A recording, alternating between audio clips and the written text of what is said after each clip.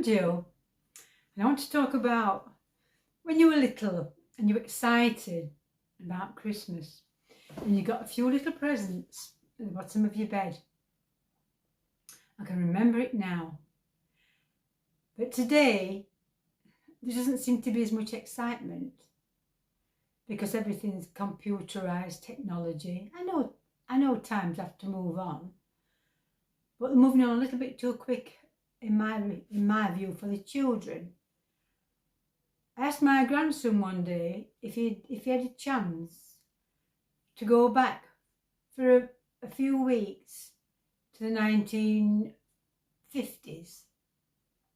Would you like to do it and see what sort of games that everybody played and things like that? Oh yeah, Nan, I'd love to do that, but I don't think he could do it for long, because if he goes away for a couple of weeks holiday, can't wait to get back to his computer, because he really is a computer whiz. But anyway, when I was little, we had a few little things wrapped up. We never knew what we were going to get. I used to get a little sewing set and some chocolates and maybe the game of Ludo, Snakes and Ladders. Dolls that you can dress up, paper dolls that you can stick little outfits on and things like that. Colouring books, where you used to get a little pot of water and a little brush, and all the colours used to pop up. But to me, it was so exciting, and we always used to get a little packet of that chocolate money that you can get in the net. And my grandmother was always cooking and baking, and used to get little bits and bobs in a little stocking as well. And it was so exciting, really was exciting. So, you used to go to bed full of excitement, couldn't sleep, but you knew you got to sleep because Father Christmas wouldn't come if you didn't. So after you slept, and then you'd feel like a little rustling at the bottom of your bed, and you got your few little presents. Me and my brother, there's only a year between us, we used to sleep together because my mum lived in a little 2-bedroom bungalow at the time.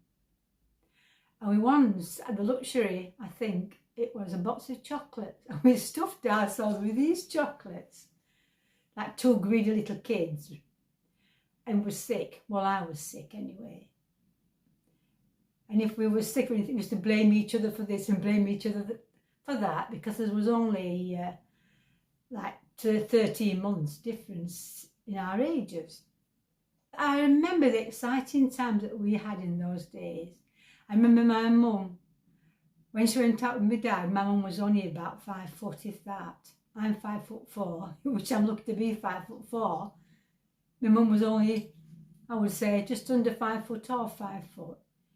She used to have a nice 2-piece suit, and she used to get us a little babysitter right next to a neighbour, used to babysit for us.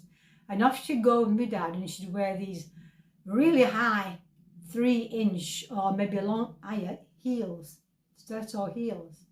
And off she'd toddle down the street, off to the pub with my dad. And one night, I went to bed with my brother, and as I said, we'd only be about 6 or 7, it wouldn't be much more than that, but I remember this memory. And I wanted to go to the toilet. Mum and Dad had come home, and I wanted to go to the toilet. And I got out of bed to go to the toilet, and I just burst out crying. It's a true story, this, because my mum, who I love dearly, and I still miss her today, was laying flat out on the bathroom floor. And my father said to me, "Don't worry, sweetheart, don't worry. She's just had one too many. Cherry B, she'll be okay, she'll be fine, don't worry." But it's a little memory that I can remember, because Mum didn't get out all that often, really, not at that time in life. And we used to sit, we didn't have a TV till I was 8 years old. We used to sit listening to the radio. We sat on Mum's knee. I remember being 7 years old. For some reason, this 7-year-old, I must have been, but it's a memory from that time. And we sat, I was just sat on a knee, and she was listening to the radio. I think my brother was with my grandmother, and all the old programs I used to listen to. And in the bungalow where we lived, which was only 2 bedroom, it was quite, the hallway was big enough really to put a single bed. And there was a black door, well, not black, dark brown door, front door there. And you used to have to go through the room, through this hallway to the toilet and the bedrooms and everything like that. And I remember quite a few times I got shoved in this hallway, and I wanted to come out. I must have been naughty, and I used to bang on the door. I couldn't quite reach the handles, they were quite heavy. Mum, I want to come out. I want to go. No, you've been naughty. You're not coming out yet. You're stopping in there a little bit longer. And I went in a few times. I don't know what I did, but I must have been a bit naughty at the time. Anyway, I finally learnt my lesson, and I didn't end up in there anymore. And it got to a stage then where I could reach the handle and get out. But I remember having this book for Christmas, and it was, I can still think of it. It's amazing how you can think of things that stick in your mind that are lovely. And it was just a book. It was a Christmas book.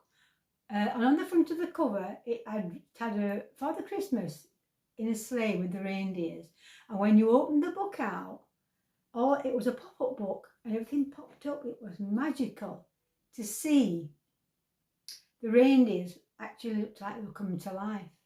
And Mum would say, if you look in the sky, you'll see Father Christmas, you'll see Santa with his sleigh and the reindeers. And I was always looking up and all that. And it was exciting. Mum made her own Christmas tree. They hadn't got the money to get all the things they have today. And used to cut out all the little bits of sticky paper and make little loops and loop them together and pin all the trimmings up and everything on the ceiling. You know, it was a special time. Now I've decided whether to put my tree up this year, because with things happening as they are, I really was on the downer whether to do it or not. And I still don't know whether to put it up. It's up in the loft, and we've got to climb up in the loft to get it down. And I'm not up to getting up there. My husband certainly isn't this year. So I don't know if I can get my granddaughter and my grandson, my granddaughter Jessica and my grandson Oliver. Now, I think they would trim it up for me. I could put a little buffet on, and we could have a few little games and a few little stories. And one story from my mum when she was little, because my mum was from quite a large family, and obviously my mum was born in 1927, and times then were even harder than they are today.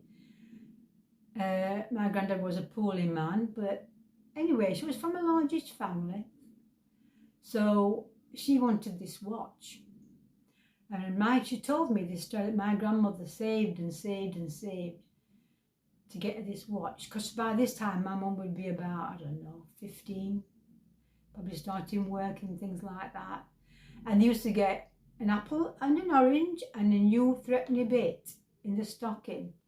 And apart from that, it was just a nice dinner and everybody having fun and laughing and being jolly with each other.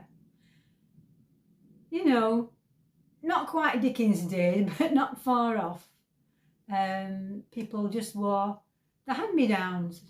They couldn't always afford a new outfit. Like today, a lot of these clothes they can buy, really. You could call them throwaway clothes. People wear them once, a lot of young ones, and that's it. On to the next outfit or something. So, I'm trying to organise my Christmas to be a happy one, or a cheerful one, and a sparkly one, because you know I like my sparkles. I've got my sparkly watch on. My husband bought me this for Christmas. It's a Guess watch. One of them's a Guess watch. I don't know if this one is one, but anyway, it's a sparkly watch my husband bought me, and I'm going to just check it to see if I can see the model of this watch. I can't see it without my glasses on. Oh, it's Michael Kors. It says Michael Kors. I've only had the chance to wear it a couple of times because I've not been anywhere ever, so. But hopefully that's going to change. Termination's there. So, anyway, I just thought I'd just see what's happening with everybody and just tell you a little story. If you've got any little stories like that, let me know, please. It would be nice, just for a few little comments, to see what sort of Christmas you hopefully will be having. There'll be sad times for lots and lots and lots of people. You know, everybody's going through lots today, and your heart goes out to these people.